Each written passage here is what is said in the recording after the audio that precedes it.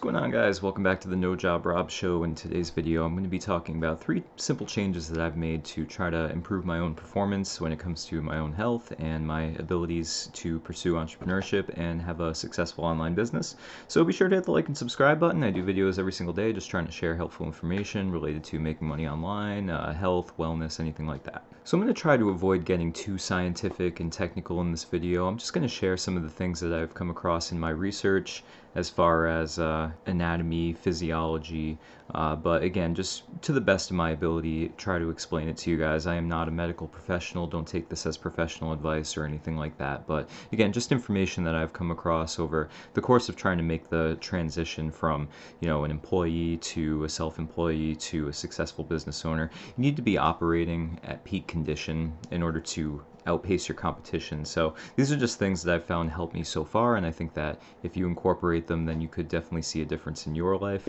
So first thing would be the glasses that I'm actually wearing in this video. You guys may notice I don't usually wear glasses, but these are blue light blocking gamma ray protection lenses. And what they do is they prevent the light from the screens on our devices from signaling to my brain that it's still daytime and therefore still time to be awake.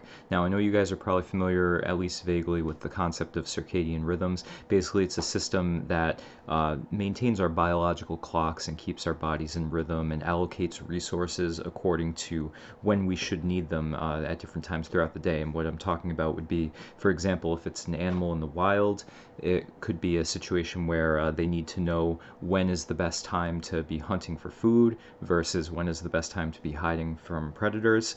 And it takes internal and external cues. Now, in our lives today, the external cues are largely skewed because we live in such controlled environments, but our bodies still operate on a system where they need cues from things like sunlight to know when the best time is to sleep and how to regulate those patterns and so on. And when our bodies are off schedule, that's when we start to run into health problems like obesity and just chronic illnesses. And there have been a number of cases of diabetes and psychological disorders that have been linked to irregular internal rhythms in our bodies. So what I like to do is I like to wear these glasses at least a good half an hour or more before I'm going to sleep.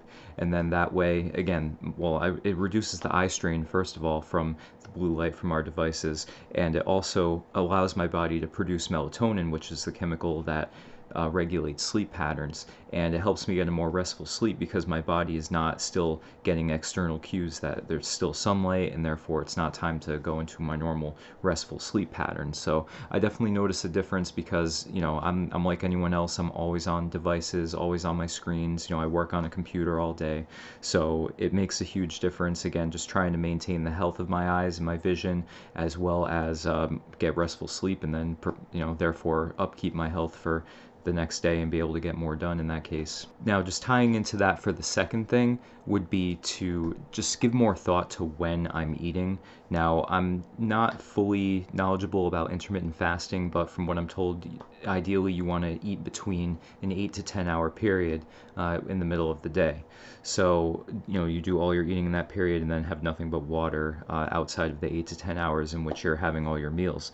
And I don't necessarily subscribe to that yet. I think it's something that I'm probably going to try to incorporate more as I have more freedom and control over what I'm eating and when. But just keeping it in its simplest and easiest form for me, trying to avoid eating before I go to sleep by about 3 hours definitely makes a huge difference as well. And since maybe it's a placebo effect, but since I found out about this, I find it very difficult to get to sleep if I've eaten recently. So I recently watched a TED Talk, which I'll link you guys to in the description of this video, and that was the suggestion she made. If you want to just, make a start and make an easy, simple change, then cut yourself off 3 hours before you're trying to go to sleep when it comes to food. Again, the food will be a cue that it's not time to go to sleep yet.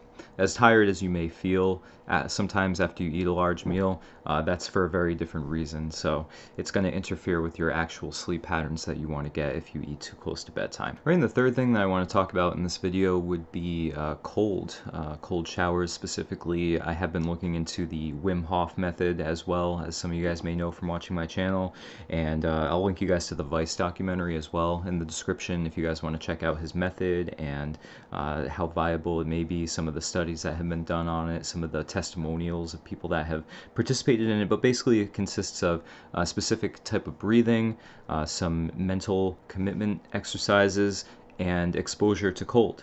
And what I would do, I was actually overdoing it for a while because I was taking completely cold showers for 15 plus minutes and just blasting myself with cold, just trying to get the full effect of it. And then it was very difficult to warm up afterwards. But what I've been doing and what it's advised to do if you actually try to follow the Wim Hof method, there's a free app for it, and you can go to his website, wimhofmethod.com. There's also a free Facebook group if you want to join and interact with the community and find out what's worked well for other people.